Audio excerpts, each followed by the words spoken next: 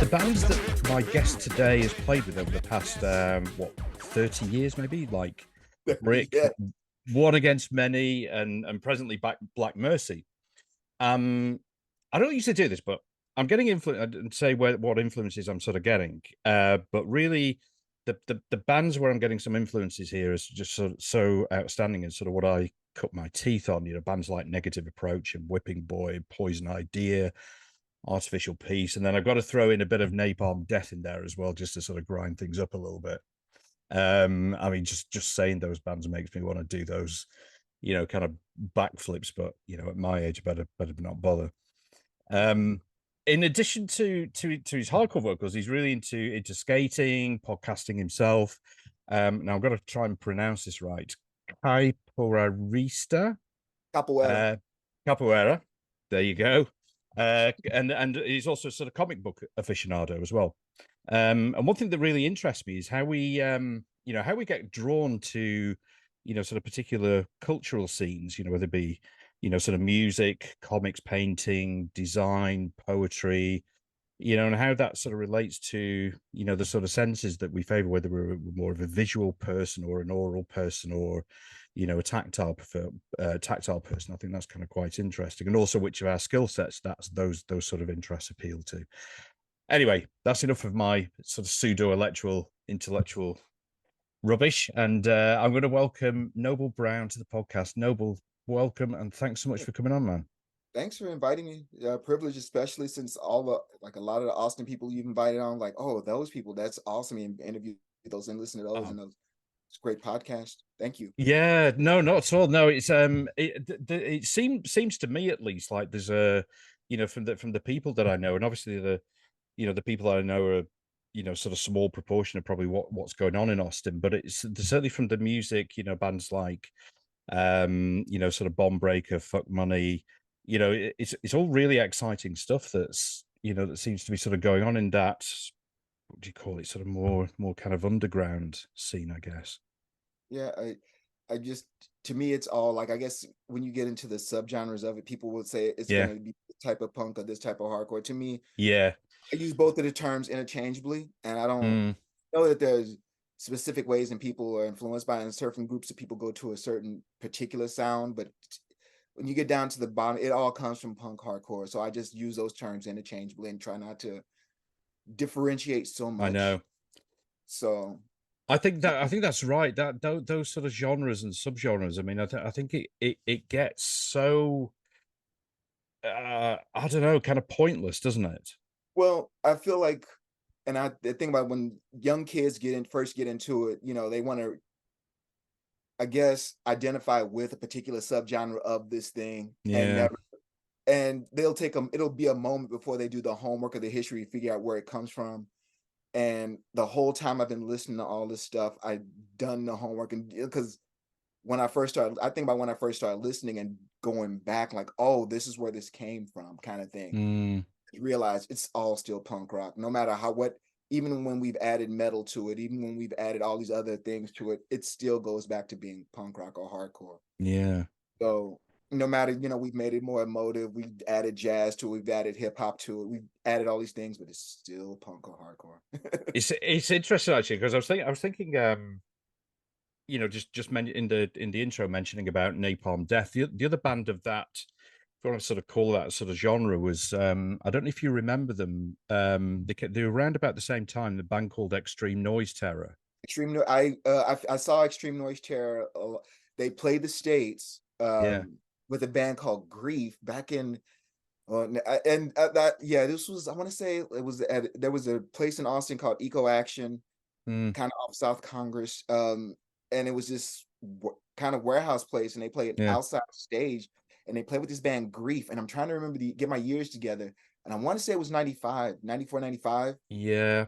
That sounds about And so right. they were kind of just doing this thing, so I got to see them at that point, and yeah, Do got to it. see Napalm Death at one, like, first time I got to see Napalm Death wasn't until like 1996 on that Diatribes Yeah. tour. So I yeah. know that. I mean, they were. I think because I remember I was studying in Liverpool, in the sort of in the late 80s, round and it seemed to me it was around about 87, 88 when kind of bands like Napalm Death, Extreme Noise Terror, Carcass as well, that were all sort of coming around at that same time. But there was also talking about these sort of different influences and mashing things up a little bit. In I don't know if you remember it, in the UK there's this sort of music awards called the Brit Awards.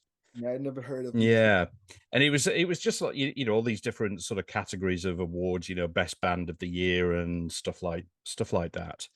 And the band the KLF won an award for best band, and they were of course like more of a, I mean, they came more sort of electronic and but very subversive electronica, and they won an award for best band, and they were going to perform live. But what they didn't tell the organizers was that they were going to play the song 3 a.m. Eternal, which was their kind of like number one hit, with Extreme Noise Terror.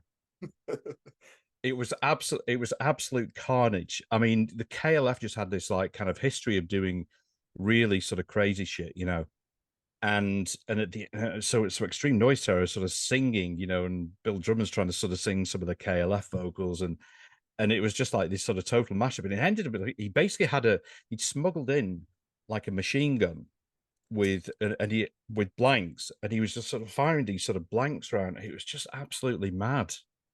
Absolutely mad. And I think one of the other members, Jimmy Corti, he buried his award at near Stonehenge after that. They were so kind of like anti the industry. It was just one of those sort of memorable events.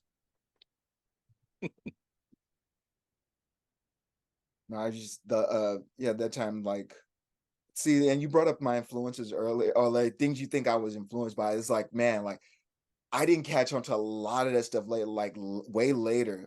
Napalm Death Mm. was a band, and I'll be honest, when I first heard Napalm Death, like it was a bit much for me. I was like, Yeah, yeah, yeah. getting like I want to. It took I think around like 93, honestly, when I was like, this is what I, because there was another style of hardcore, that the punk hardcore that came along, they call it power violence, where it's just like all blast beats.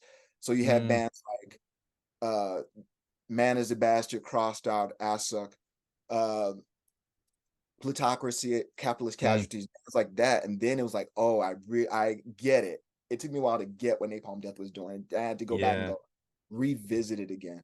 And as far as like Whipping Boy, Eugene Robinson, I didn't get that stuff. Like I'd seen yeah. it took me hearing Eugene Oxbow, yeah. Robinson, another podcast, to go back and go, oh, um, like Negative Approach. Yeah, that was something like a friend of mine like bought the tape along, like when we were in high school, Yeah, and it was like, this is amazing. So there's yeah. things I caught on to like later. I would say like the one band that caught my attention first, like the first thing I ever heard like on a school bus in 1987, when I started listening to punk hardcore, the first time I was ever exposed to it was Agnostic Front. So Oh, I yeah, was yeah. so I was caught up more in like what people would call crossover at the time. It wasn't Mm, it was still called speed metal or thrash, and Agnostic Front had happened to get thrown into that as well. So Agnostic Front would have been the first band I heard. Then I heard DRI, yeah.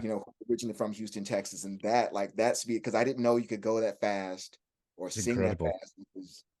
Yeah, that's like probably my primary influences as a kid. Them Suicidal Tendencies, and that influenced the skateboarding. So Yeah, got you I wanted to right. skate, because of the Join the Army LP Possessed to Skate was like the primary, like, I Yeah. saw the video, I was like, I want to do that. It was incredible that period actually, because I mean I started off with my my sort of first love, the band that really sort of changed my life, was the Ramones, and Right. then it kind of went into stuff into kind of Black Flag and Husker Du, and kind of Bad Brains, Government Issue stuff like that, and then sort of Public Enemy. Then you're right, there was this kind of crossover stuff that was going on, where the I don't know if I sort of think back where those sort of genres started to get, become less relevant, because there were just these different influences sort of being played. I don't know if that was the first time, but it was certainly, for me at least, it was a sort of, it felt like a fairly bit of a watershed. And I don't know, I think about like that time, at least with certain bands, I remember like getting into it. I remember somebody around the time telling us like, man, you guys are listening to old bands. And this was like 91, 92. You guys are listening to all these old bands. I was just Yeah. discovering. And of course, like Yeah. we know now in this day and age, we're like the world has become smaller because I'm talking to somebody from the UK just live like this, which Yeah. once Yeah. upon a time cost an arm and a leg to do. Um, Yeah. so, like the world's become smaller and people now have access to all these things at the fingertips and something's new or whatever they can Mm, get on. We were still discovering things and going back for bands. Dead Kennedys, which would be another band I liked a lot. I mm, just happened to hear when I was first moving to Texas in 1989. I was on a Greyhound, and this kid that had a skateboard, we were talking like, oh yeah, another kid just talking to him. His name, I will not forget his name. His name was Lincoln because he handed me this tape. Listen to, he's like, oh, you like these bands? Listen to this, and it had Dead Kennedys, in God We Trust Incorporated, yeah. and it also had the Violent Femmes in both, and like both blew Yeah. my mind. Like, and totally different ends of the punk rock spectrum in a sense, Yeah. both mind blowing. Um, Yeah. It's was very just true. like going, but like I was just like those records, like it was like 89 when I first heard that. That stuff would come out like 79, 80, in the early 80s. Yeah. So all going constantly. Me and my friends are constantly going back and pulling things forward. Like my friends, just like a friend of mine, Mike Garner, he was like the kid that like if one record was good on the label, he would get everything and he would share with Mm, us. So the fact that like, hey, we like Minor Threat and Fugazi from Discord, so these other Discord bands must be great, right? And so that's when we hear Right to Spring for the first time. But that had yeah. by the time we heard it, it was just kind of a foregone thing. So Yeah. we did the research, we went back, and by the time, and I was thinking about, because I'm also reading a book uh put out some put out by Greg Beats, which Rymark. This is a book, and I'm gonna promote it, A Curious Mix of People, Yeah. talking about the 90s in Austin. Ah, Uh okay. the Right. 90s scene in Austin, get this book. It's deep root. Wow. And yeah, so shameless self-promotion. I'm way down here in the corner. No, not at all. No, no. That Hold was hold it up high, definitely. Yeah, like no, it's just my picture. But I mean, like overall, a lot of great performers in this. My friend Mike Yeah. Gurney here. And that was like, I guess like that photo it took was me when I was doing Brick back in probably 94, 95, that time. Um, I That's was thinking fascinating. about like the scene at that time, and everybody was getting away from, by the time we were really getting into it, like fast music, abrasive music. The scene in Austin was changing, like really moving away from that, and Mm, fast, loud, harsh music really wasn't as acceptable at that mm, time in the 90s. And you think about like what comes along with uh everything out of Seattle, grunge, whatever. It was still it was a departure from what punk hardcore was, like loud, yeah. fast, and Yeah. abrasive that way. It was still, I guess, abrasive, but not in the same way that, No. It it was was kind that of was kind that of change. slow, a bit slower, wasn't it? It was like more kind of rock Yeah, I influence, mean, like your Soundgardens and stuff like yeah. that. And it was, I think there was a lot of that, and people were trying to do things a bit different. And Mm, people talk about like like in the 80s, I guess there was a lot of violence and everything else. And mm, so being weird was a way, being weird and all these other things was a way to kind of step away from the abrasive stuff. yeah. So, but as young kids coming along and finding this abrasive stuff, we weren't done with it. We loved this stuff and embraced it. And especially, I did, especially. It was also awesome when you did find a kid or two that did like these bands as well. That's Yeah. like the loud, fast stuff or the harsher stuff. So, Where did your love of this music come from? Because oh, I'm interested to sort of that's a compare it to mine, to my okay. sort of Well, entry into it. I'll say like this might be going too far back. Let me know if I get too nerdy. No, I no, go no, too. not at all. I think about in the 80s, I want to say maybe 85. Somebody told me breakdancing wasn't cool anymore. I was just like, I wanted to be a little b-boy. I wanted to break and stuff. So Yeah. middle school, primary grades in middle school, I was just told like it wasn't cool anymore. And I had always been, because the music video era, like some of the MTV era and the music video era, Mm, I'd seen rock videos a lot. I'd seen like Twisted Sister. I'd seen all the popular videos at the time, and they were fun. And I mm, wasn't anti, like there was, I guess, in the sense of like in the Black community, that's white boy stuff. But it was never really yeah. thought of that. I never really looked like that, like my mother. who didn't mind him as much. It's like, all right, go ahead, chance to experiment. So Mm, I lived in St. Louis at mm, the time. And we had a radio station called KC95. I don't know if they still might be around. Um, and I would experiment. I just moved. I went from the R&B, R&B station, and just moved mm. down the dial Wow. to KC95 and started experimenting. Everything was kind of trial and error. But like being exposed, like I liked Ozzy Osbourne a lot. Mm, Ozzy Osbourne, like my mother, just being in my mother's um friend's house, and the women would be upstairs, and like the men would be downstairs, and this one man, he was putting together a train set, and he would play KC95 and records over his stereo while putting like this, crazy train set together and staging everything.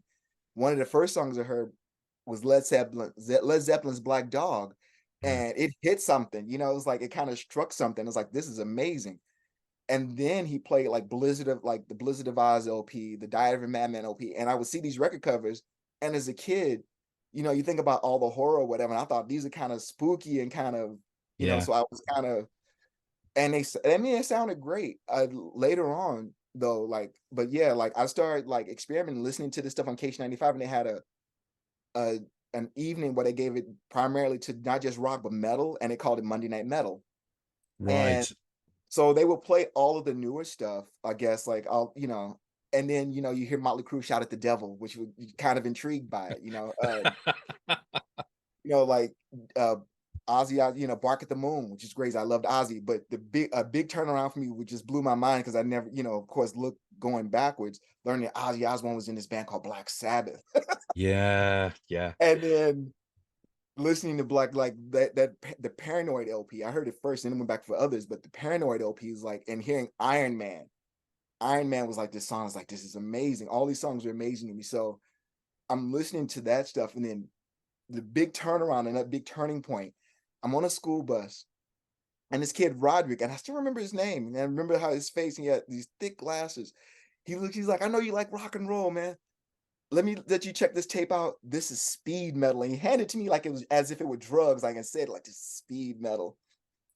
And on it, even though it wasn't just primarily speed metal, because it was, like I said, there was that bit of crossover, but it was Agnostic Front and DRI and Slayer and some other bands I can't remember.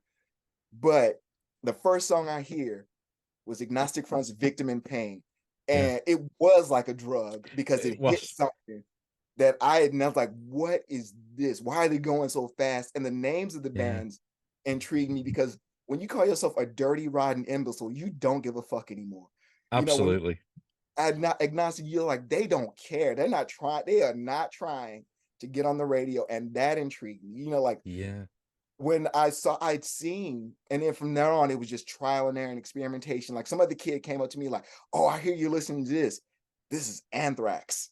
And he gave me some Yeah. songs from the Among the Living Yeah. Yeah. Yeah. LP. And that was like, and I wasn't making, here's the funny part, which I wish I knew or thought about. I didn't think to make these connections.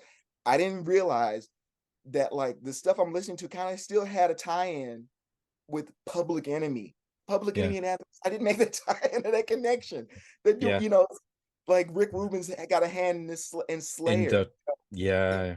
Don't make the connection. And like this is all happening, like, like when I heard Beastie Boys, obviously it was like, oh, but I didn't, we heard License to Ill first. Yeah. Another friend of mine comes along like, did you know that Beastie Boys was this band? He handed me the Pollywogs 2 EP, and it was like, this is amazing. Why are they doing this rap stuff? They're not really that great at rapping, but this is great.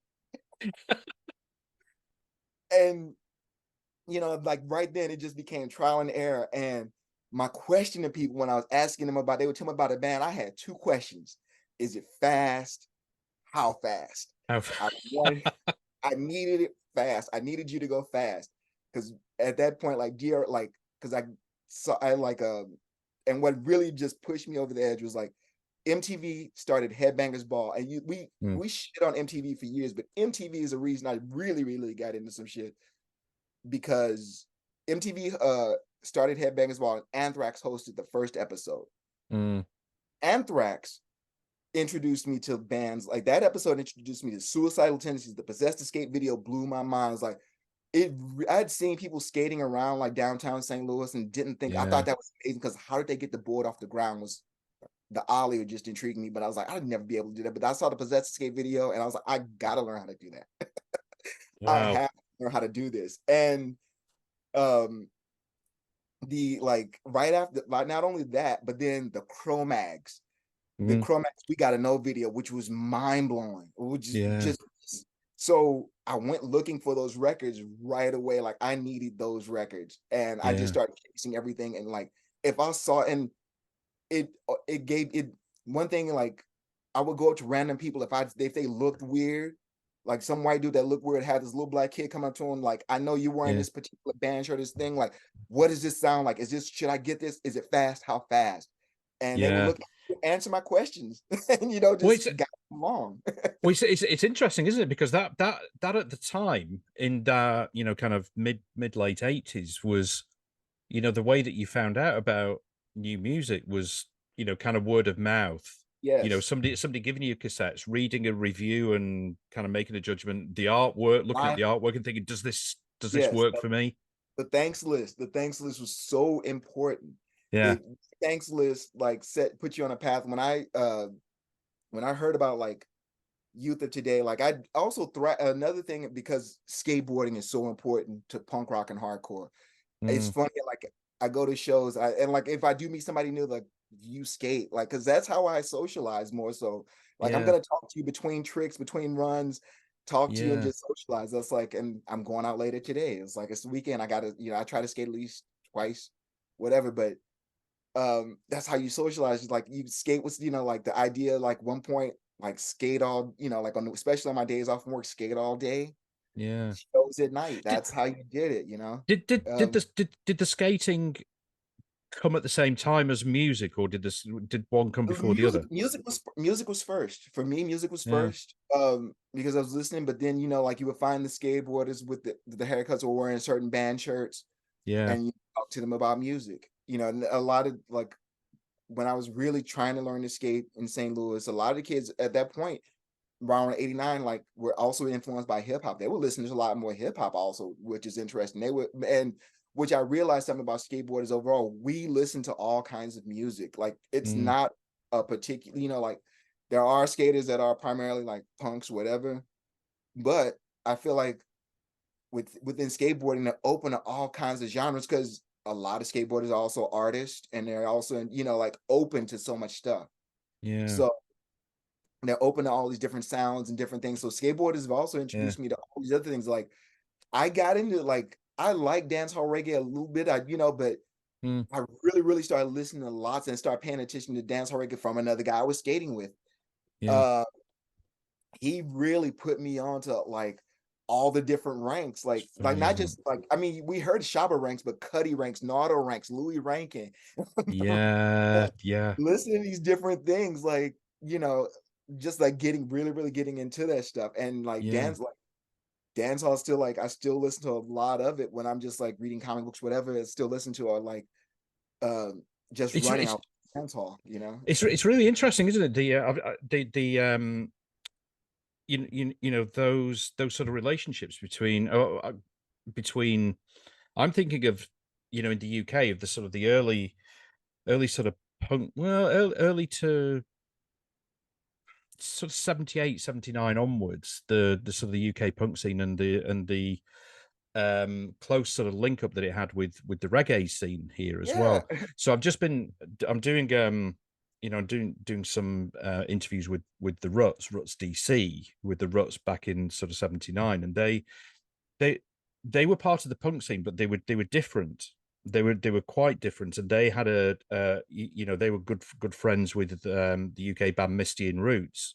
And in fact, it was Misty and Roots that sort of put out the Ruts' sort of first single, and they used to play, the sort of the Rock Against Racism festivals together, and there was that real kind of link, and I guess the Clash sort of had that as well.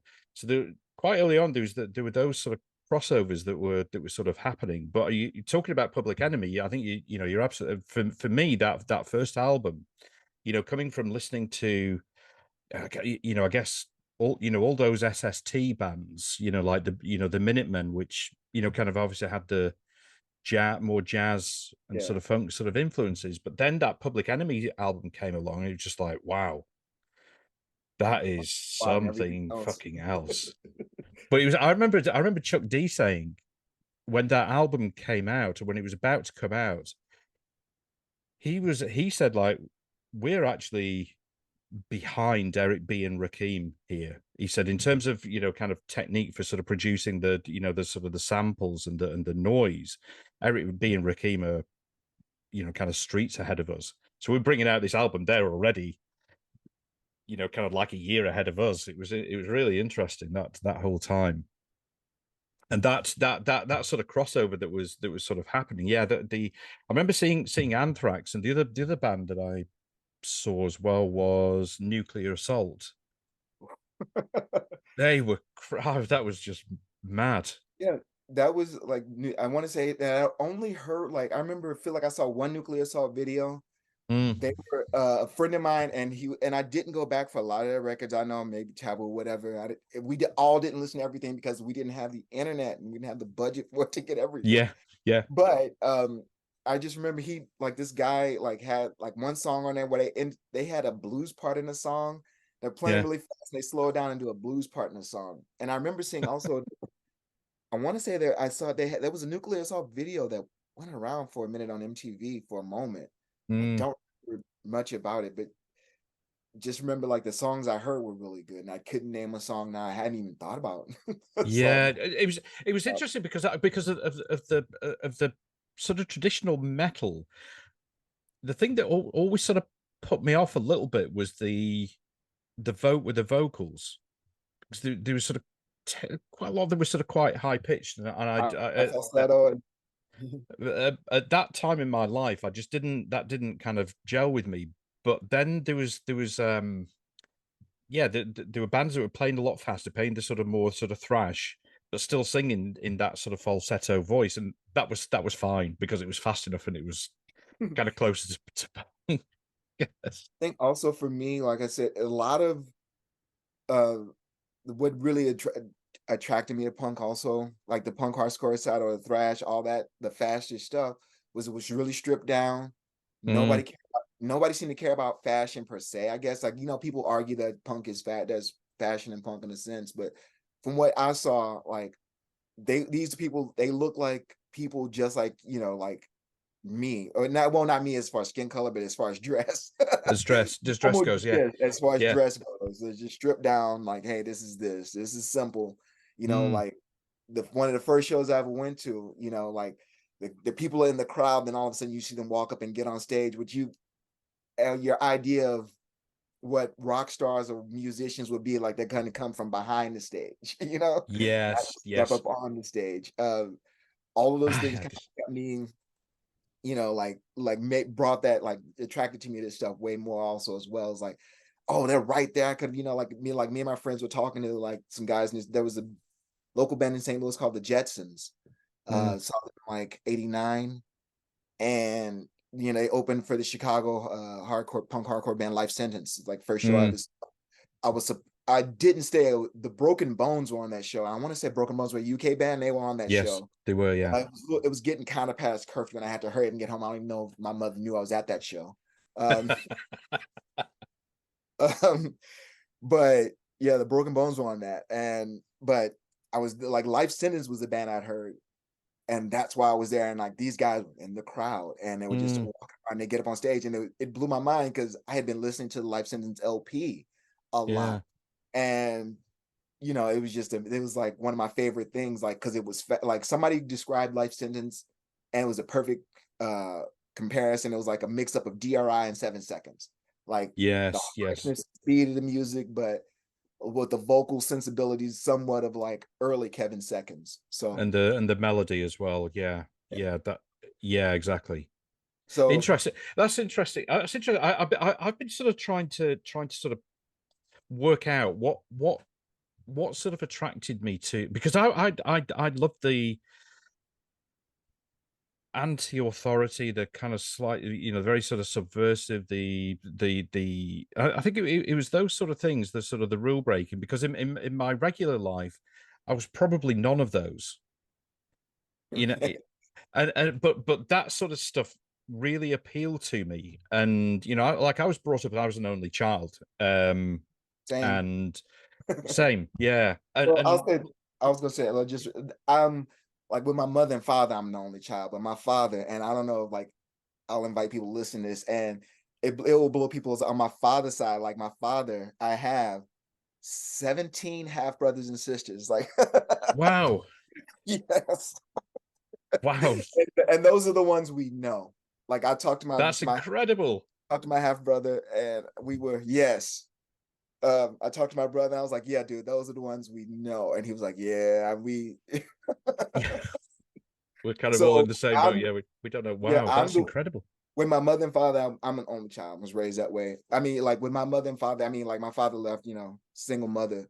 Mm, I'm I'm the only child. So, but yeah, yeah, all of that as well. So yeah, and it was so I'm interested what it was like for you because I always felt like I was kind of like in this sort of spotlight, because I was the only child. And my mum um tried for mum and dad had sort of tried for children before, it hadn't worked. So and then there was a long gap before I sort of came along. So they were really kind of like intent intent on having me, if that makes sense. And I struggled with kind of like any sort of real rule breaking. And I've been trying to work out, yeah, why, and I was classically trained, like musically. I played the cello when I was a kid, and I played it to really high standards, and I couldn't wait to give it up. You know, me and my friend were just having a discussion on in IGDM. We just saw that Walter from Quicksand just did like kind of brought in Scott Ian from Anthrax, yeah, and and I guess the other people in that they did a Quicksand set, and Walter didn't play guitar. Walter just sang for Quicksand, and I joked with my friend like Walter's been waiting to put their guitar down for years just to sing, and he was like, "You sure?" I'm like, "I've seen so. I feel like I have other friends who are talented drummers yeah, who like would rather DJ or do something else. They don't yeah, want to play the instrument. So I always look at you folks that know how to play instruments, decide like, I don't really want to play an instrument. Why and I was talking to somebody like, I feel like one of the biggest things, because you had on the list of things like regrets. yeah, yeah, One of yeah. my regrets, and it's still not too late. I'm not done yet. Mm, I'm 50, but I'm not done living. Um, would be like I didn't sit down, really just sit down and practice drums or bass or guitar. I never really committed myself to doing that.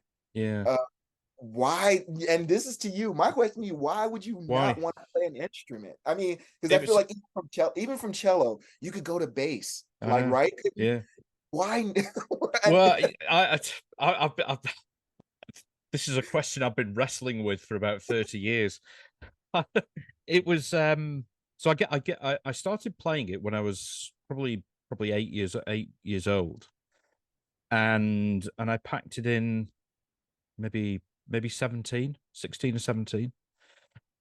And I just done the in the UK, I just done the past the top qualification. And um I felt all along like I'd sort of been like my dad really wanted me to do it, and he sort of pushed me into doing it, and at the time, you know, having the discipline of coming in to do practice from, I didn't see it as like this is good for me coming into practice. I saw it as being taken away from my mates from playing, doing kids stuff and stuff like that, and I resented him for it. I really resented him for it. And the first opportunity when I felt strong enough to say I'm not going to do this anymore, and he was so disappointed. He was so disappointed. He accepted it, but I don't think he I don't think he properly forgave me. See, I here's a funny thing. I think about like I would have loved, and we couldn't afford it. I come from the, like I don't want to make this sound like some kind of sob story, but it is what Mm, it is. yeah, I yeah, grew up in, in the projects of East St. Louis, yeah, so we couldn't have afforded for me to get. Would have loved to learn to play piano or drums. Um, and I'll say this, interesting enough, had I gone or been like, had my family been part of a certain kind of religion, like, like I was raised Church of Christ, and Church of Christ here in the States, and maybe it's international. They don't use instruments with their music. It's all a Mm, cappella. So there's no instrumentation. Now, had I actually gone to my grandmother, like my grandmother's church, where they played instruments, and had I committed myself to that, maybe I could have had a chance to sit behind a keyboard or a drum kit. yeah, But I didn't do that. So to me, I wanted to learn to play something. I yeah, liked that. I always thought that was I still think, and not always, still to this day, any of you, and I'm speaking to all you and any of my friends that have that skill set yeah. to play instruments and do it well, Well, read music. And like honestly, I'm just like, I'm envious. That's so amazing. I think it, well, and go ahead. no, I'm go on. sorry. No, No, no, I was go gonna, on. to speak to your like I'm looking at the list of questions also, like to speak about like who I surround myself around. Yeah, uh since I've been here in Texas, because I moved from East St. Louis. I moved here in 1989, when I was 16. And so, yeah, like ever since, and I think about it, I have always surrounded myself around skateboarders and musicians of some sort. Most of my yeah. friends, Saul Williams had his line in one of his songs or poems, or however you want to call it. He's like, most of my conversations with men seem to revolve around music, and it's so Is true. this? It is. Yeah, so that those are my primary, like those are my primary friends, or somehow like everybody I going to show when I go to shows, almost everybody I know is in a band or does something with Yeah, punk. Or most of my conversations with people seem to revolve around music, and I make sure to surround myself and keep myself around those folks. And I was talking to my wife about that. I mean, like, she's an artistic person as well, like can just draw really well, and graphic designer. yeah, um and just an artistic person. I yeah, yeah. myself around those people all the time, somehow, in some way. Maybe now, I feel like now it is just what it is, but like I made sure to do that, like keep myself Mm, around those folks and just be inspired by, or just be in awe of. I always thought yeah. it was amazing. Again, you have that skill set. Well, well, just to sort of finish that sort of story. I about just before COVID started, I went into a music store in Soho in London. It was like a Yamaha music store, and because I'd had this. See, this is the interesting thing, right? This is how I've worked. I think I've worked it out how my brain works. So in about 2019, my parents were starting, their health was starting to go, and there was something that started inside me, almost like I sort of had this unfinished business. So I went into this, and it was around picking this instrument up again. Now, so I hadn't picked it up since, must have been probably 1986, right? And so this is what, that's 30, is that 33 years or something like that? 37. 37 years. Yep. 37 years. Um, and so I went into the store and asked the guy if I could, explained, and he said, "Yeah, sure, go in this room. There's a bunch of cellos on the wall. He picked one off for me, and as soon as I put it in my left hand, held the neck, well, these feelings started to get, and these kind of memories started to come back. And I sat down and I started, and I still had it was very rusty, but I still had the technique, but it was still there. But all these kind of memories started coming back, and I actually sort of, so sorry to go on about it, but to sort of, I bought one. I bought one last year, and I've started playing it again. There you go. And it feels totally different. It feels much more, kind of liberated. I just feel much more grown up about it now. At the time I was just, I was just I was 16, 17. I just wanted to get the fuck out of it. Do like, I think I was just thinking about this funny thing, because like like now I'm a stepfather at this point, and um I always think like, do the kids always go against what their parents like? Because Yeah. the two kids here, like I'm just like they don't like do not like the abrasive music. I was thinking about, I was taking, this is funny. I thought this was a funny moment, very funny moment that happened the other day. There's a band out of Chicago called Harm's Way. They just put Yeah. out a new record that's really good. And I'd been listening to it, like I'd gone to the gym in the morning and I was listening to it still in the car. He got in the car, started the car, and Yeah. Harm's Way comes on real loud. Didn't think about it. And before he could connect his seatbelt, he just looked scared. And I laughed. I'm like, what's wrong? This is Harm's Way, kid. This is fine. And nothing. I was like, vocalist looks like he sounds because he's this like bodybuilding guy. He's huge. He's And I was huge. like, Yeah. yes, he looks like he sounds. What a nice guy. Relax. Buckle in. Let's go. And they don't care for their abrasive music at all. This is not their thing. It's not there. Yeah, like there are 3 skateboards in this house that is, then I'm riding all 3. So So it's not, maybe it's just like they do that, like, when the music's yes. playing in the house, it's, like they do that. That's what our parents do, and then it's not our thing. We have our own thing, and Yeah. maybe it's kind of what you were I going through, think I think it was. I mean, I remember the I used to sort of lock myself away either in my bedroom or in the sort of the front room listening to the radio, and buying some records based on pretty much what the front what the artwork looked like. If I liked the artwork, I would usually yes, sort of buy yes, it.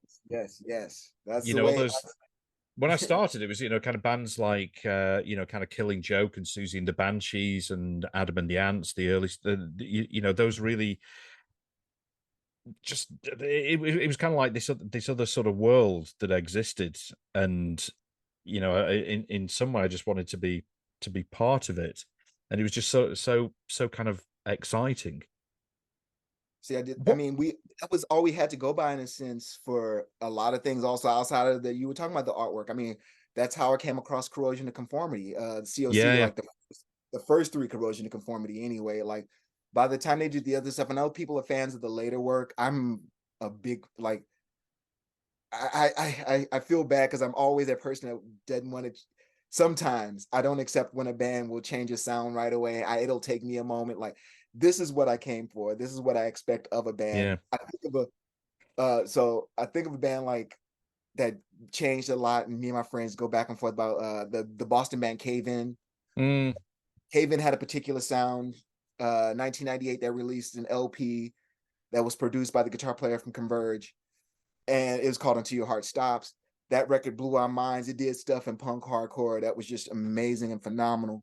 mm, Um, and then they came out with an EP after that, and we like without having just even listened to it. A friend of ours, he had a bunch of them. He was just selling them, and we all picked up the CD right away. We rushed to my car and we put it in, and it was not what we expected at all. Like really? we were ready to hold on for the harshness and abrasiveness, and they flipped from that.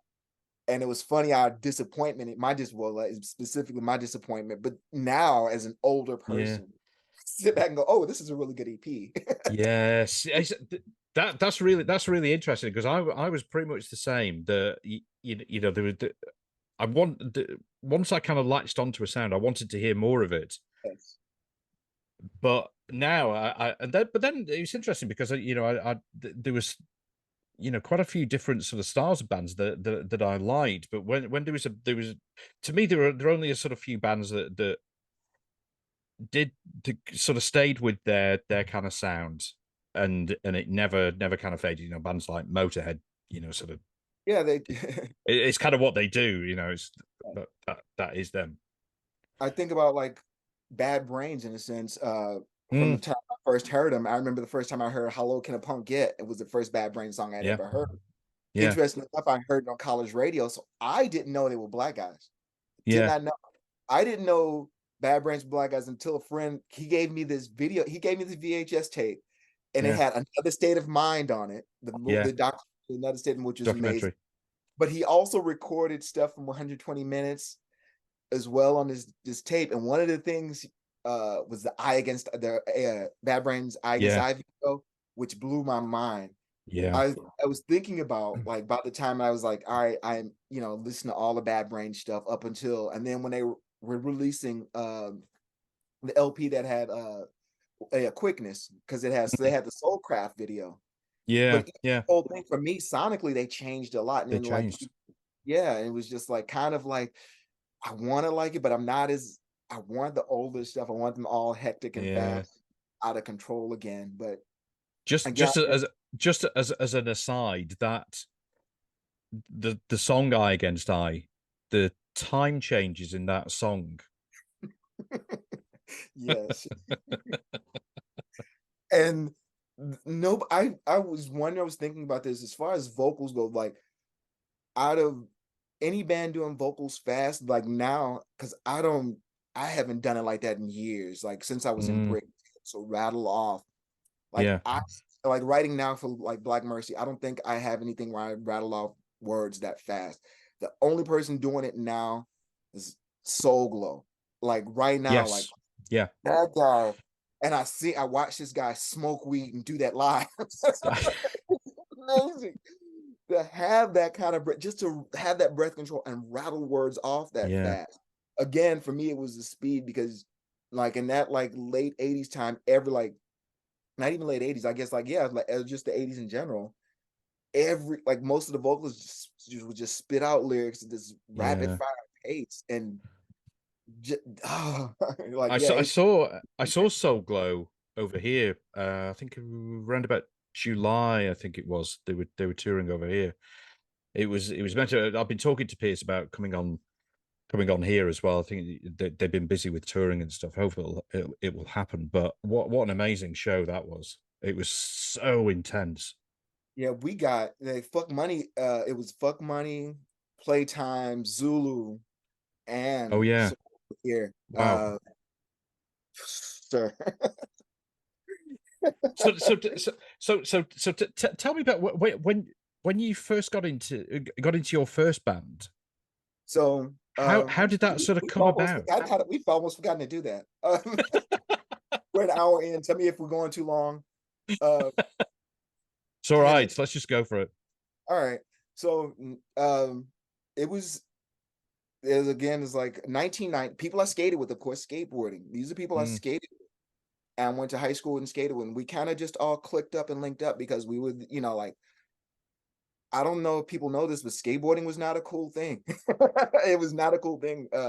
We were the skaters. We, like they were the preppier people or whatever. We were the skaters. We were not, and especially me being a black skateboarder, it was not a cool thing. I was not a cool kid at mm, all. But our small little skate community, like our group of people in high school just hanging out.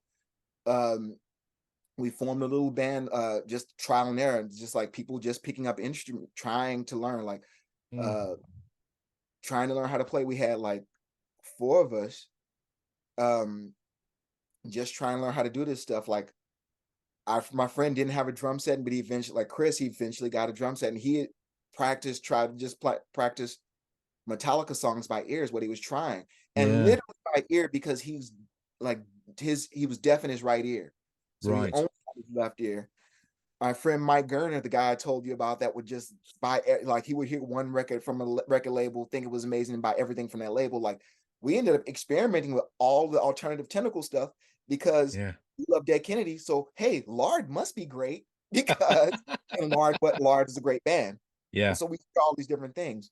But anyway, we formed a small band 1990, maybe 80, no 1990, called Minority, and everybody was Mm, learning, we were horrible sounding. And when we start formulating songs or whatever, we were coming along okay and just doing our own thing in this little small Texas town called Copper's Cove. yeah. Um, and like we got a bass player, which through skateboarding we all skated, and we saw this kid in a ditch, skating this drainage ditch, and he Mm, came up, and he was also wearing a Thor t-shirt, which also for me was like skates. And then we start talking about music, and he introduces us because, like I said, all our friends had these bands or whatever that they were kind of into, and we shared. into. He Yeah. introduces us to Subhumans. Ah, yeah, yeah, yeah, Oh, yeah, Day the Country Died will always be one of my favorite records.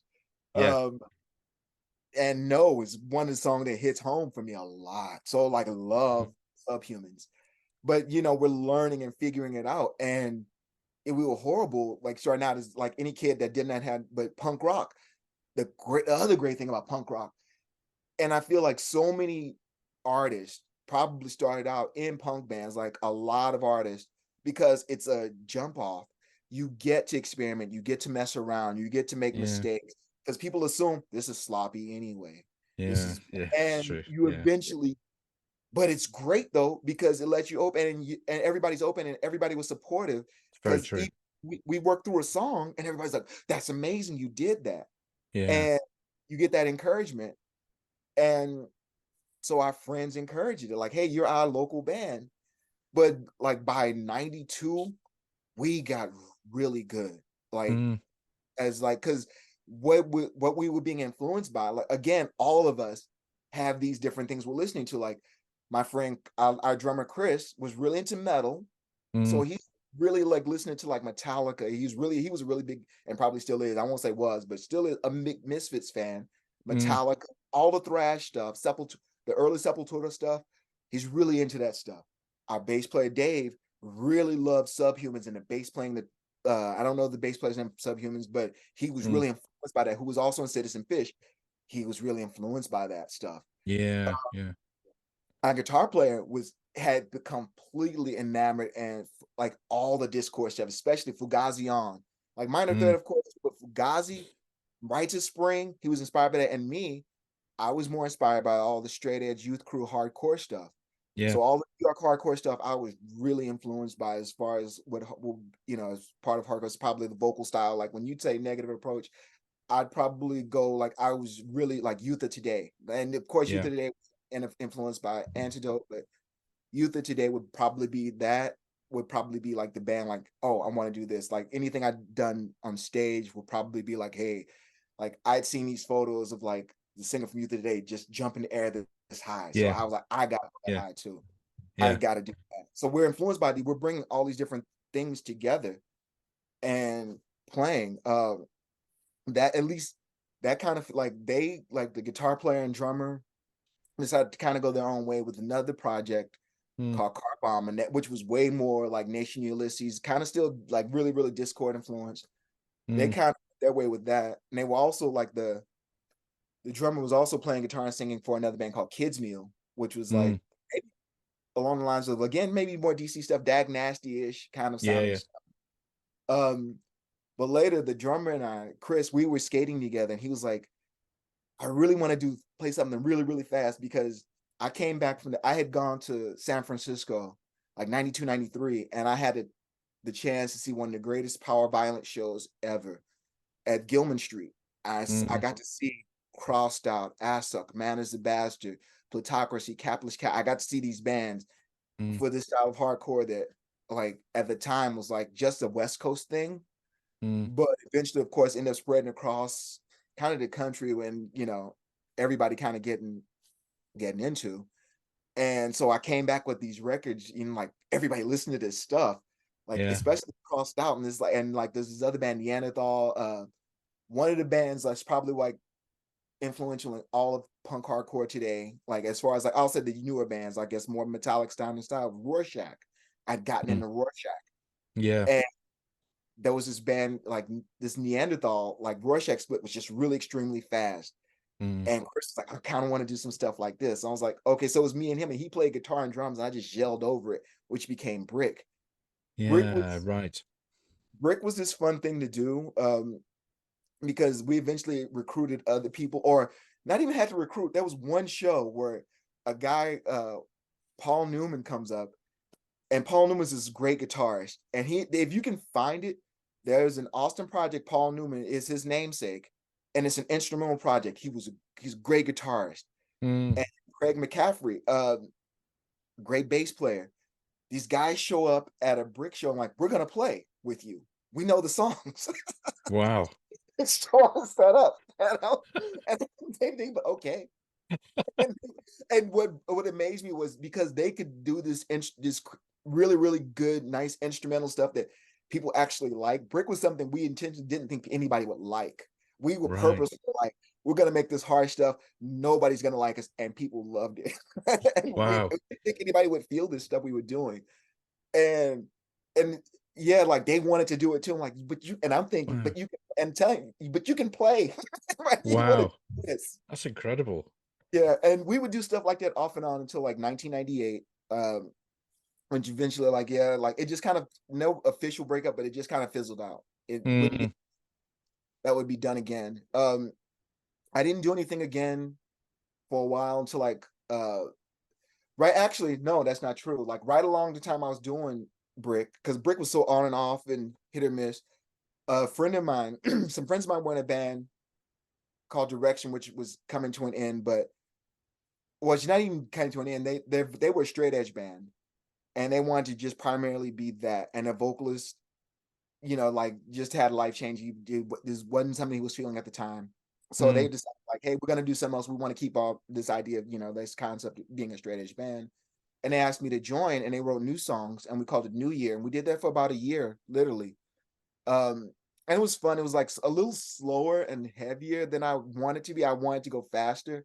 mm. But it's still fun to do. And I go back and like I've listened to that 7-inch again. And it was actually really well done and sounds Yeah. good, but it's a little on the slower side. After that, like a couple of years go by, like a guy hits me up out of Dallas, says, "Hey, you want to do this project? You want to join in and do vocals for this?" Like, sure. And it was a project called Legions Will Fall. And I did a few shows with them, and like it didn't even go a year, it was just a few shows. Mm. And I really like had given up because I didn't do anything. And I was like, and it's funny to think like now I'm 50. I'm 50 years old. At the time, I'm thinking like, yeah, I'm too old. I'll just listen to music and go skate. Not gonna worry about being in the band again. I'm not gonna do it because, of course, like also I just like don't play an instrument. And I should have probably learned maybe, but don't play an instrument or anything. So I was like, yeah, nobody's gonna ask an old man, quote unquote, old man to be in a band or anything again, especially at like, like 30 is 30 plus or so. So I didn't think about it. Um, this guy, I saw this guy on a message board in 2009 post. He said he was a drummer and he wanted to start a hardcore project. And I'm thinking the rarity of a drummer asking, you usually have to beg and plead somebody to steal somebody from another band that plays drums, steal a drummer from another band to play drums in your band. You Yeah. have to, so that a drummer's asking, I'm like, I'm raising my hand, I'm messaging this guy right away because he's posting on his message board. I'm like, hey, you want to play? What are you doing? You want to go fast? Let's go.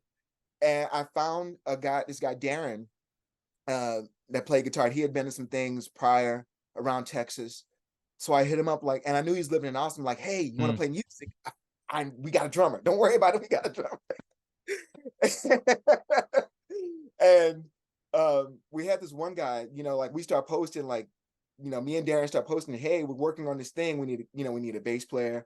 We Yeah. tried one guy and he recorded with us, but he ended up moving. He had to go move. So we found this other guy, JJ, to play bass. And that's when One Against Many happens. Morgan Spenny. Yeah. And so I'm feeling like, man, am I too old to, like you're in your head, you don't now think about it now, like, dude, you got a life to live and you're still well. But at the time I'm thinking I'm too old to do this. And I remember clearly 2013 on June 14th, my birthday, we're playing a show and I announced, yes, it's my 40th birthday. And people like, this year, what?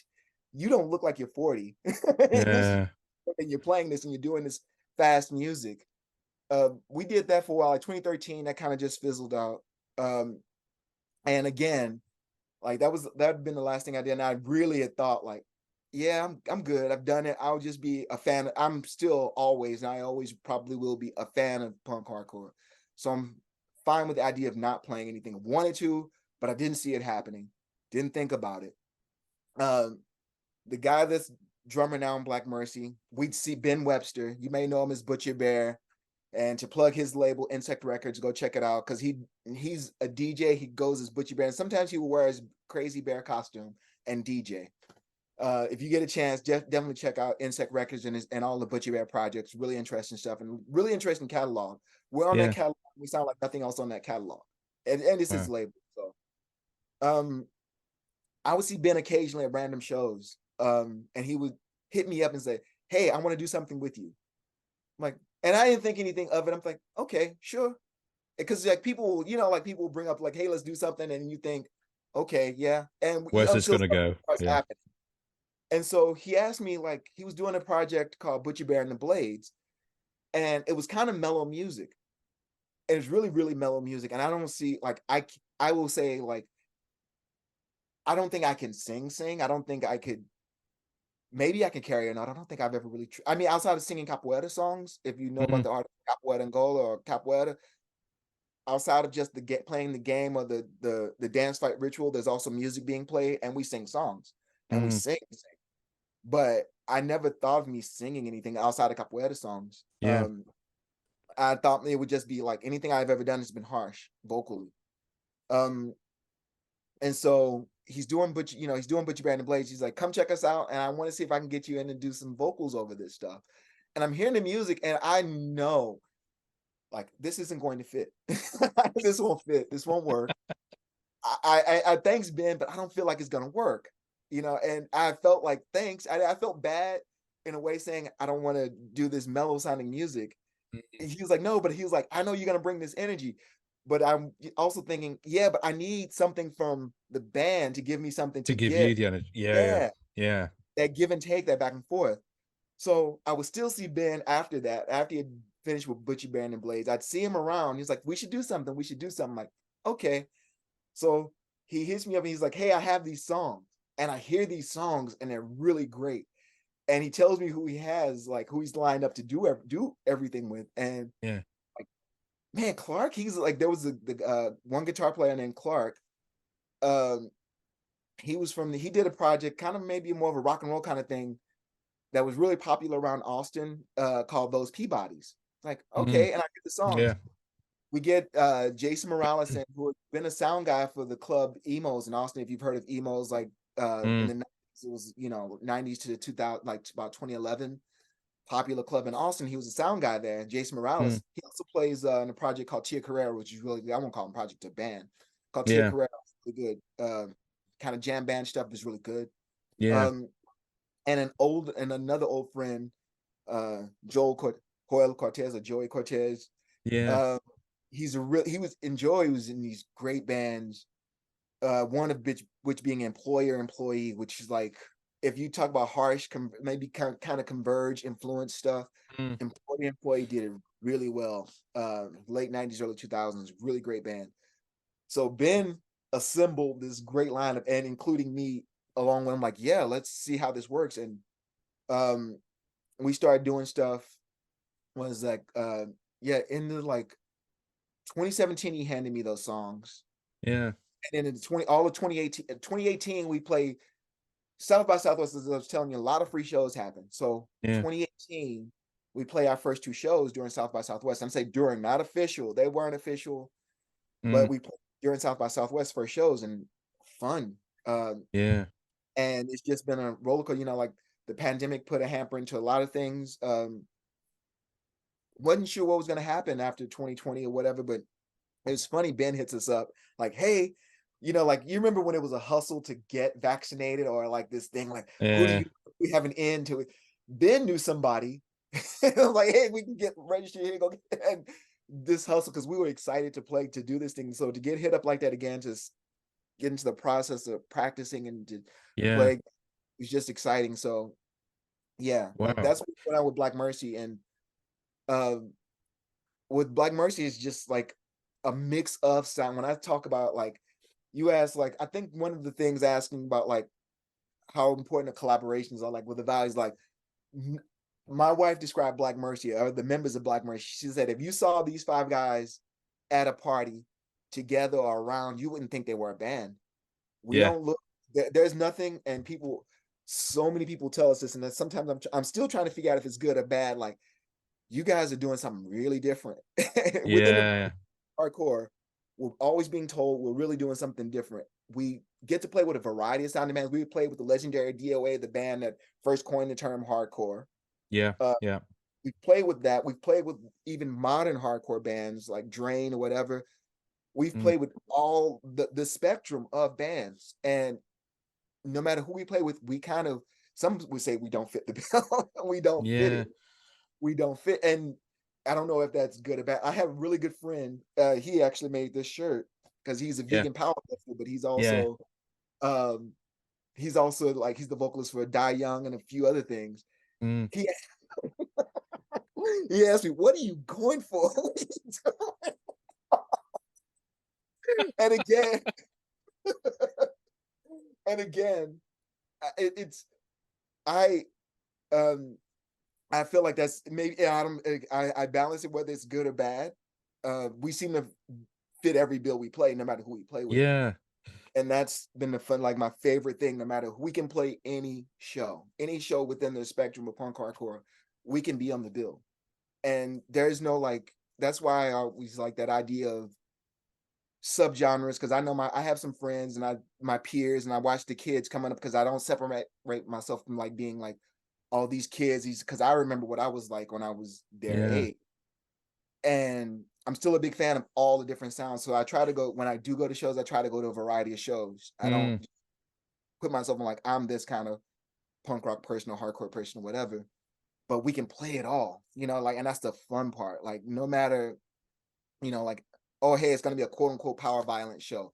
Okay, we can play that bill. It's a tough guy show. We've even played a show with a lot of the bands, and then they weren't Nazi or racist, but we played a skinhead show once, like Yeah. bands were primarily, skinhead, and we fit, and even they were like, they were trying to figure out what was going on as well. And that was to me, that was fun. That because they were trying to figure it out. They knew Where it you was sort of confused. Yeah, yeah. No, they I knew it get. was a good set, and they knew with it, we were still in the realm of playing fast, being Yeah. abrasive, and we were still in that realm, but they were still like, this is good, but they're doing some weird stuff. And one friend was like asking me, like, hey, you that one weird part. I'm like, with the exception of me, all these guys are high right now. So all of this stuff is really, really weird. How did you when you sort of playing your sort of early shows or even so yeah, let's start with playing your early shows, being a vocalist. Okay. Being a vocalist is often you're kind of you're the front person.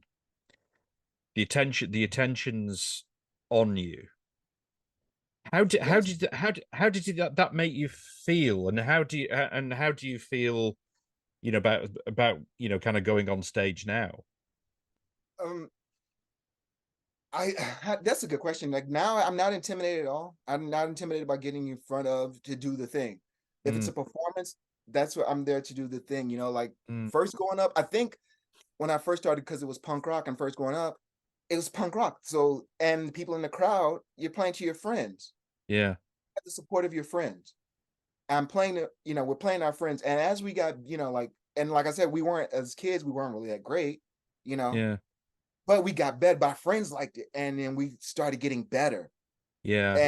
And so getting better, you get into doing this. Well, I get caught, at least for me, I just get caught up in doing the thing, the performance. I don't think much else of, like, and I, get caught up in like what like the other people in the band are doing, making sure like everything's on point, like this sounds, this hits, Yeah. that's right. And I'm trying to make sure I'm on beat where I'm supposed to be and doing what I'm supposed to be doing, I guess. I don't think much about like or worry about. I don't think You I just really kind of in the zone and you just yeah, I'll say this. Here's a funny thing. I'll say I'm anxious. I will be honest and say I'm anxious before. mm, So fun story.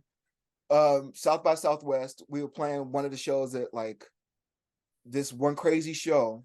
And I remember when we were like being asked where we wanted to be slotted, and where it was a venue called Hotel Vegas. In this past South by, we got asked, where do you want to be slotted at? Do you want to play inside or outside stage? We had played the inside. We played the inside stage in 2020, 2022. We played the inside stage, mm. and that was fun. And I thought like again, like, hey, just do an inside stage again.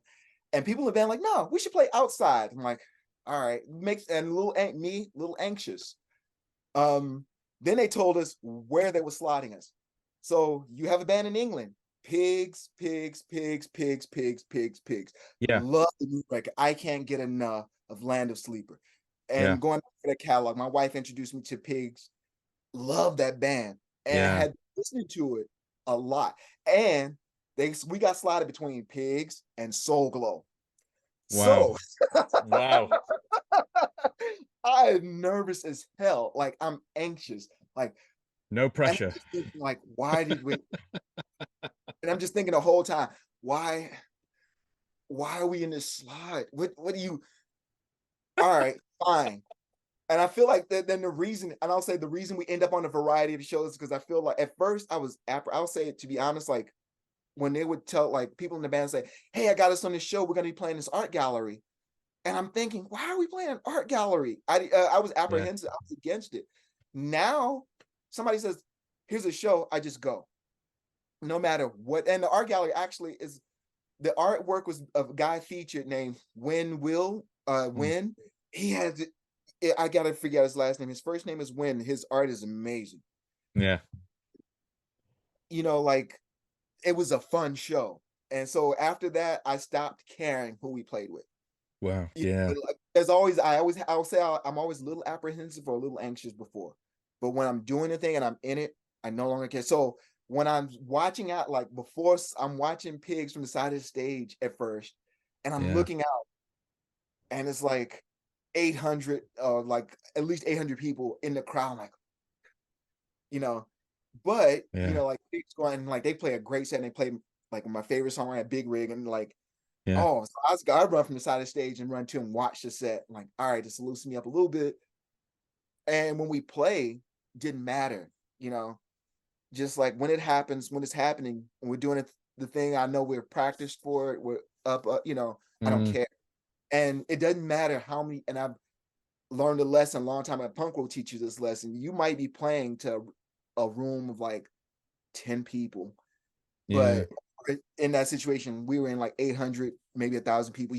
You like, everybody gets the same show. My rule is everybody gets the same show. Yeah. You money, or or even if you didn't spend money, you're paying attention, you get a show. Yeah. You get a lazy performance, you don't get a half-ass performance, you get a show. And Yeah. It's very you true. just you just go in for it. And I don't think about it anymore. Like to get up in front of to get up in front of an audience, I don't think about it much anymore, really.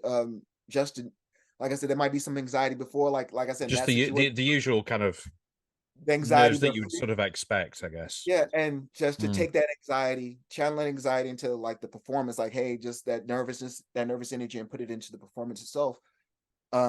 Making sure I'm on point. But yeah, I don't really think Actually, much. that point you just made there about sort of channeling it into a kind of positive into the energy, that was exactly that. One of my very first episodes was with Jennifer Finch, and she was amazing. She used to get incredible stage fright, like almost like paralyzing stage fright. She couldn't go on stage, and she had to, so she started talking it through with a therapist, and she said that exactly what you said. She started to learn about channeling that anxiety into a positive energy. Basically, that's what she needed to be able to produce that sort of energetic performance. So it's Yeah, interesting how you turn that, potentially something that's a negative into a positive. yeah, I don't, like so long, and I guess like there's always anxiety of like, had we practiced? Did we hit this? Oh, we didn't. We had to redo this song a few times in practice. Yeah. But like everybody I'm in Black Mirror, they're all great musicians. I watch Mm. those guys just jam, and I just sit back and all like, and You're like, I'll call wow. it done. I'm Yeah. like, this is sincere. This is sincere applause. this is this that was really good. um, yeah, I don't think much on it. I just go into it. You know, and it's nothing. I don't feel like it's anything arrogant. Like if you know what you're No. doing, you're confident you do it, and you like what you do. I don't think it's anything Yeah. arrogant. You obviously want to be there. Um, I guess like because of the '90s and because of the way we approach punk or hardcore, definitely not, the idea of what we had in the '90s about the sellout mentality or rock star attitude or anything. Yeah. I definitely know I don't have that. So it's not, like not really worried about that at all, being that, Mm. just doing the thing, you know? Mm. I don't. Is Black Mercy? Are you writing, material, or are you Well, concentrating more on kind of like live stuff? we we just finished mastering uh a record. We're gonna do a split LP with the band called Bandit Jason Reese, Band of Oh, Bastards. yeah. We're doing split LP with them. Oh, brilliant. So it should be out sometime next year. So actually we haven't written anything. While I'm quite sure that there would be some stuff, but we're all family, family people, Yeah. children, such. So, and then working normal jobs and all the things, Yeah. like so. coming together a lot of times. Like a lot of times, we practice. It ends up being recently anyway. Practice has been like being getting ready for the next performance, Yeah. which probably won't happen for a while because our drummer, because of some skateboarding throughout the years, he's got to get some stuff done for his knee. So we probably won't get to play until next year anyway. Mm, Fine. Maybe along yeah. the way, something else will, like Clark, Ben, Joy will get together, write some stuff, and then I'll hear what they have, and I'll write to the Yeah. music and stuff. So Yeah. I mean, do you guys look at other collaborations outside of Black Mercy as well, or is it I again, is it a lifestyle thing that it's like just, your lives are kind of taken up when you with, say either when family you say stuff or work, collaborate, I mean, when you say collaboration, talking about Black Mercy doing something, I mean, like, or even just individuals like you or well, any of the Ben, other members? like I said, Ben is a DJ as well. He does, and Yeah. he does other stuff. Actually, everybody, but well, I'll say it this way: Ben does a lot of stuff. He like DJ, he does some DJing. He's done work with other people. Like he'll fill in on drums and do some stuff with other people. Yeah. Jason Morales, our bass player, does Tia Carrera. That's his Yes, other of course. band, Yeah. and Yeah. he's also a studio engineer. So he does a Mm, lot of recording in his own place in Austin called the Barbecue Shack. mm, Uh, Clark, our guitar player, one of our guitar players, he has his now I feel bad about it. He has a project on on yeah. Instant Records. He has a tape, and Sunny Wigs, I think it's Sunny Wigs. He has that, and he's also doing a new project called Total Diamonds, which is really good. I just saw them Mm, play a little bit ago, a few weeks ago. Joey, I'm not sure. I think Joey will tell me about it. Like, yeah, jam with this person, jam with this person. Me, um, I haven't, like, I got asked by a friend to do some stuff. He hit me up and like, hey, can you try to do vocals for this thing? And I listened to it, and for me, I like short, fast, yeah. and the songs were a little heavier, and I didn't like a little long, a little heavy, and it's like not what I was looking for to something to do. I tried it, but it wasn't anything that fit me. And and I'll shout out Ian for asking me. Thank you, Ian, for Yeah. asking me to Yeah. play. And just like, hey, let's go skate, we hang out, whatever. Because but I just like that thing. I didn't fit. I didn't feel like my voice fit.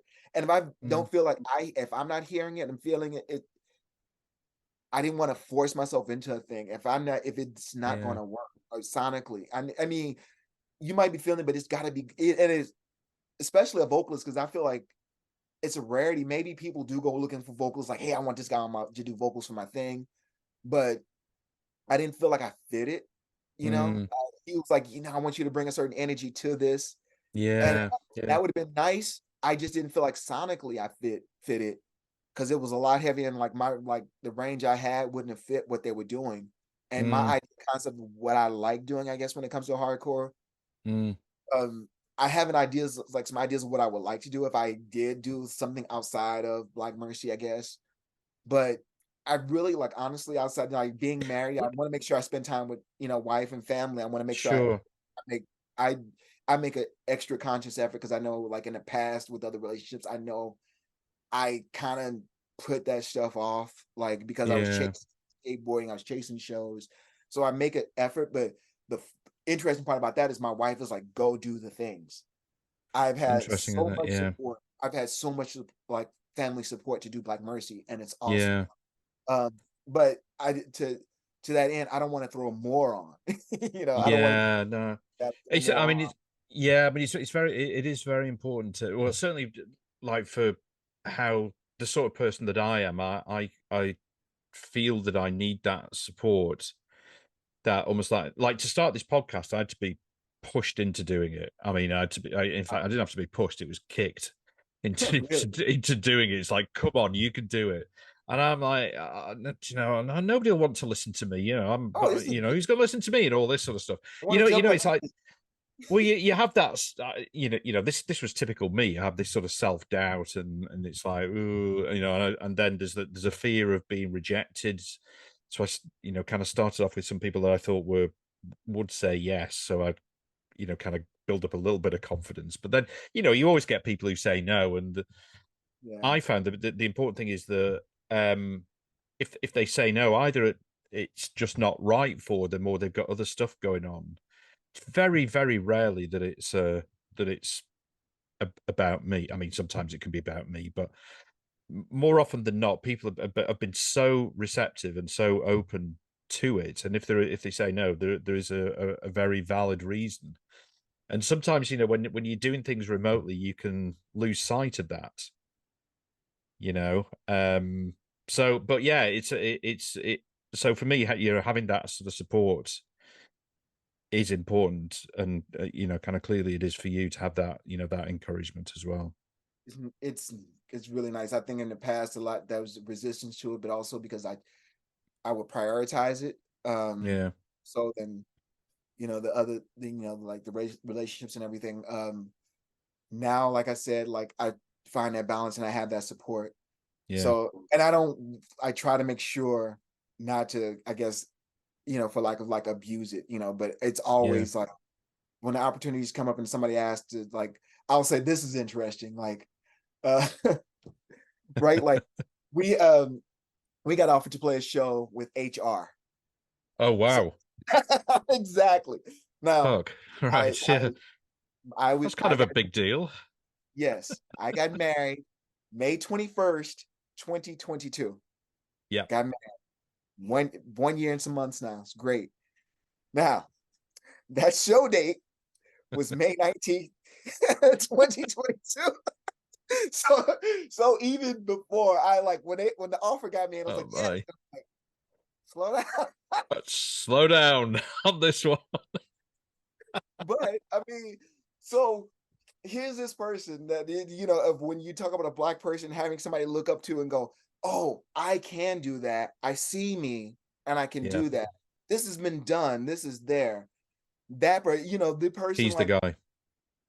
when everybody like from because I everything I've heard about anything from Washington D.C. hardcore, everybody will say we were trying to be this. When they moved to New York, everybody was like, we were trying to do that. Yeah. So when someone says, "Hey, you want to play with HR?" Yes. So, I Yes, mean, I do. yeah, I mean, of course, it wasn't obviously it wasn't like where HR is now, where his head is now. It's it was his more of his reggae stuff. He did Yeah. throw in the Bad Brains reggae songs, which is awesome. Yeah. I think he even did PMA in a reggae kind of way. He kind Yeah. of Yeah. did. Yeah. So, but yeah. So I kind of when I said, I was like, oh, she was like, she looked at me like, go, fine, it's fine, go. But I, like it's you I think still that try to figure out. yeah. I mean, the thing is that I mean, this is one of the areas that I'm interested in is, kind of like emotional intelligence, and, the self-awareness that you obviously have, and the kind of Now, empathy and seeing it now. Well, now, this is something I guess that you learn. We all learn it, don't we? yes, At whatever stage, that, and sometimes I guess it takes experiences. You have to yes, go through experiences to think, hmm, yeah. It's I'll say now, and even and I'll say this, like as far as getting on certain shows, we turn on a lot of shows. We get a lot of show offers. We have to yeah, turn on a lot of shows. A lot of times with other members in the band, and say we have familial obligations. Can't do this, yeah, and I feel bad about like saying we can't do this show, and like because we get offered by some great Austin local bands. We have a great scene, and it's so spread out and so varied. mm, Uh, if I tried to list off, I would miss somebody and forget somebody and would feel bad. So I'm not going to try. you're not going to try. Yeah, yeah, And yeah. we have a great and when it comes and this is just the abrasive music, and Mm, I'm just to the abrasive music. We have a great scene across the spectrum of punk rock and hardcore, metal, whatever. It's a great scene. There are some nights that are multiple shows happening, mm, and like to be off, like our peers offer us these shows and these different things. Sometimes we can't take all of them, and it's just that obligation. A lot of us, now that we're older, and just make sure that family comes first. So, yeah. so If you it's if you mentioned a few minutes ago about, kind of, if you're going to shows, going to different sort of show, different musical styles or whatever, and listening to different stuff. I mean, if you were to do something different, let's say, while Black Mercy together, but if you wanted to do something different, I mean, what else are you drawn to? when you say do something different, you talking about sonically or musically, or are you Yeah, yeah, talking, yeah, man, honestly, I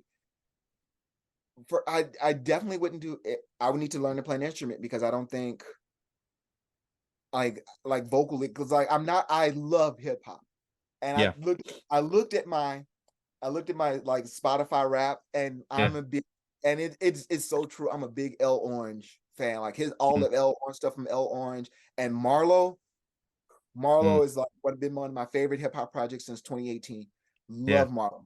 I love hip hop like a lot, and I realize how much hip hop I like. When I go skate, I have my earbuds and I'm listening to hip hop when I skate. But I'm not anybody's MC. I don't think Yeah. I would. It would be like me having to learn how to DJ. Right. If Yeah. something, along those lines. I don't think there isn't really. I mean, I like listening to. I'm a fan of these things. I don't think there's anything I really Mm, would do, to be honest. Like, if we talk about like outside of the realm of, I guess, like, well, not so much outside of, but like I play capoeira.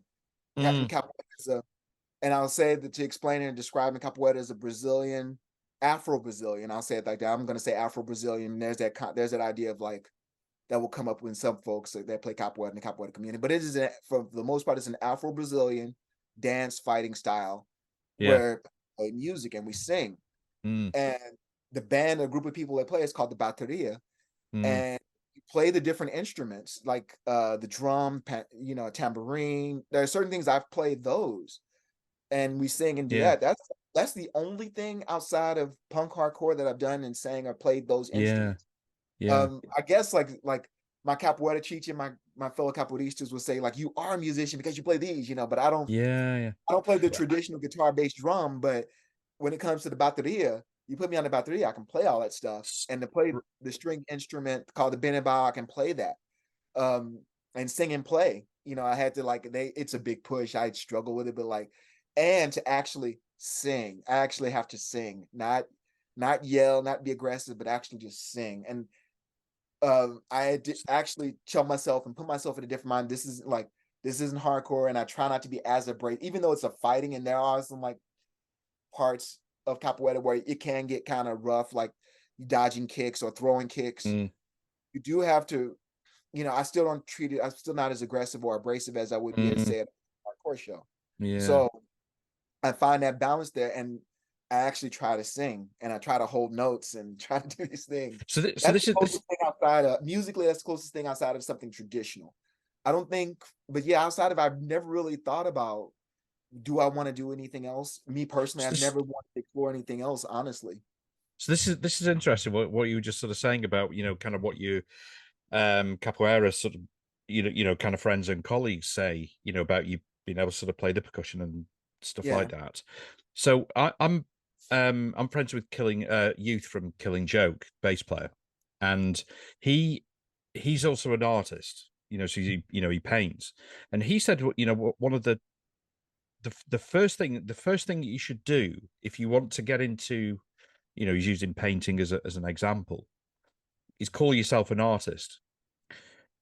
So his view is that it's a mindset shift, that you can do it, and people do it. You can draw. We all draw at various sort of stages, and it's a mindset shift to getting you in the frame of mind and saying to yourself, if you start saying that to yourself, you overcome those obstacles in your mind to kind of doing it. So it's okay. Well, I can play the percussion. Blah, blah, blah. Actually, yeah, I'm a percussionist. When you start to think like that, yeah.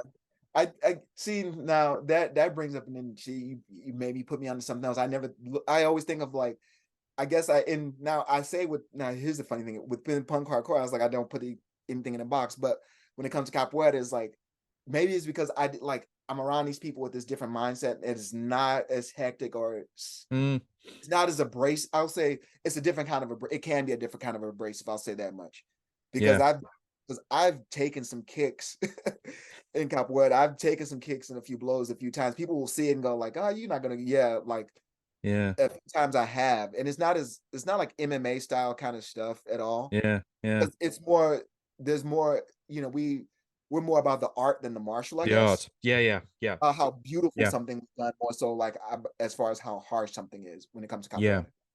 Like you're looking for the beauty in the game more yeah, so. Oh, he brought this person up real bad, so we're looking more for the beauty. yeah, So Yeah, therein, like I see all this beautiful stuff happening. I see a lot of and like punk has community. Everything has community, honestly, depending on whatever it is you do. If you're into a certain thing, there's community. Yeah. It's just it might just be a different vibe in that community. Different And vibe within that community. Yeah, yeah, you're certain right. things are accepted. So in capoeira, I see a few different things happening. And so certain things from hardcore, I try not to bring that in when I Yeah. for capoeira. Like there's a certain beauty, that I feel like I want to be a part of it when playing the game or the music.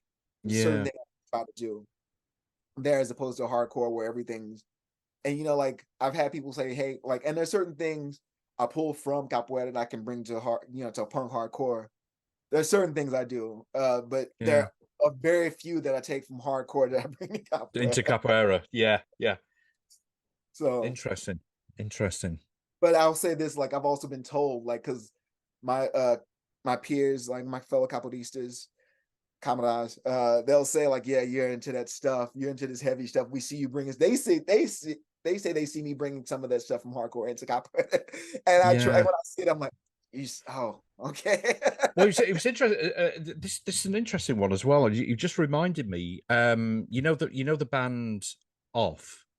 Off, yeah, Yeah, Force, yeah. yeah. So when Justin, so I've done a couple of things with Dimitri, and so he was talking about when Justin joined on drums.